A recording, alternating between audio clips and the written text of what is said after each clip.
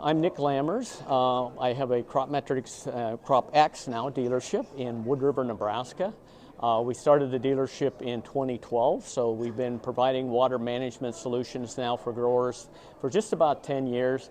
We've got about 375 sensors, around 55,000 acres of water management. CropX has the best water management software that's out there.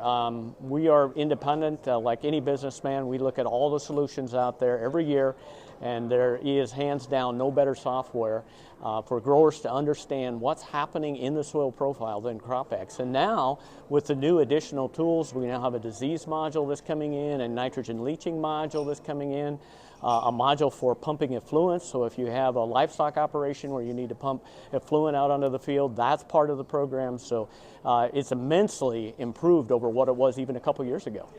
You know, the products are fantastic, right? We know that, but I think one of the things that really makes CropX stand out in the ag industry as a whole, not just water management, is the support system that they have.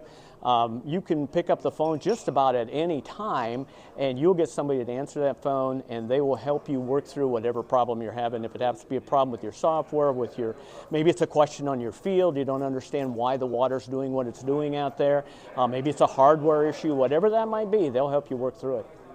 I think probably if a grower has never used water management in the past, we can pretty well assure them that we're going to save them 2 irrigations. I'm talking primarily row crop, corn and soybean type crops out there, but growers tend to water too early, so we can usually tell them, you don't need to water now, let's just hold off and wait.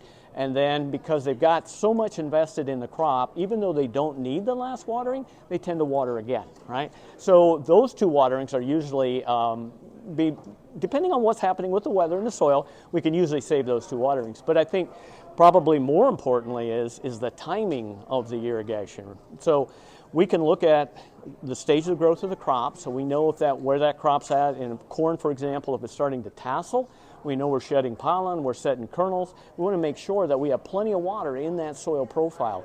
And CropX sensors allow us to schedule more irrigation during that time period and then maybe cut it back in the front end and the back end.